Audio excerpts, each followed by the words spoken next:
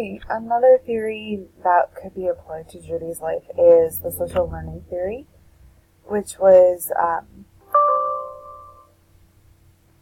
theorized by Bandura. According to Bandura's social learning theory, people were able to learn through cognitively interpreting their social and environmental surroundings. So Bandura essentially thought that instead of, people just automatically, reflexively responding to stimuli in their environment, that they were able to actually think about it and think about, the consequences of their actions in their response. A couple key concepts to this theory are modeling. So Bandura theorized that, a child or a person can learn through modeling after someone else. So if a child is looking at their parent who, is going through an upsetting event, and that parent, handles that event with grace and calmness and optimism, a child would absolutely, model that kind of behavior when faced with adversity. Versus if a parent were to, freak out anytime that the smallest inconvenience happened, a child would also, take on that kind of behavior. Self-efficacy. This is a very key component to the social learning theory in that this means that a person accomplishes things because they believe that they can. So the more success that they have, the more this self-efficacy is backed, the more experiences that they're willing to, endure. So it essentially builds their self-confidence. They believe that, they have the ability to overcome, therefore they will.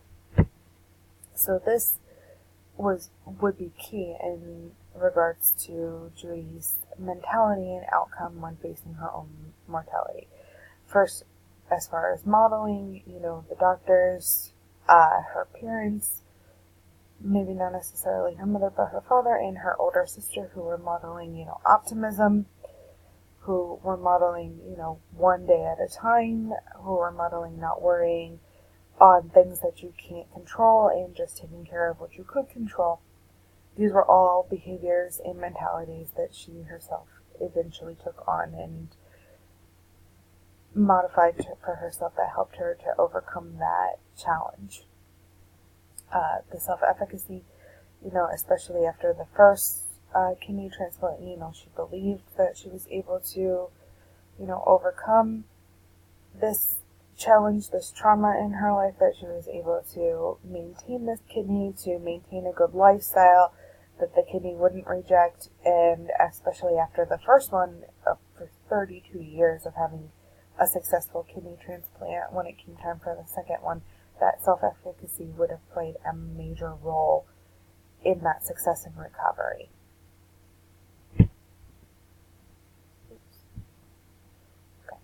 So some theory limitations, I chose to focus on Erikson's theory. And while this theory holds a lot of values when looking at developmental stages, like I mentioned many times in this presentation, it didn't capture the complete stage when applied to my Aunt Judy.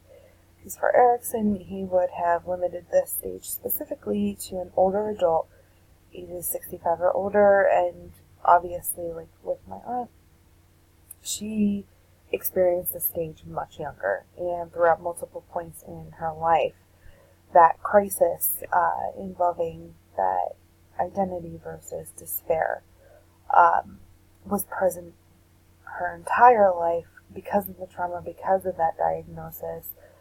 And while Erikson might feel that, it only occurred in older adulthood, it can occur at any given point, and it doesn't take into account trauma. Somebody who is in a car accident would then start thinking about, that legacy, that finality, that mortality, that, everybody faces death. A soldier, perhaps, it doesn't take into account individual, circumstances. Also, it doesn't take into consideration emotional influence. So, maybe in the crisis aspect of it, But if you're talking about emotional maturity in regards to somebody who maybe, isn't 65, but is still looking at their legacy because they're a little bit more emotionally mature.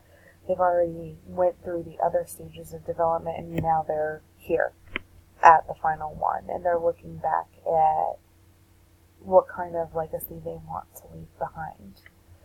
And also, it doesn't take into account the fluidity of the stages where, perhaps it's not so much that you go through one crisis and move on to the next, or resolve one crisis and move on to the next developmental stage, but that it could occur at any given time frame of someone's life, and it can move fluidly depending on the events and the social context of what's occurring.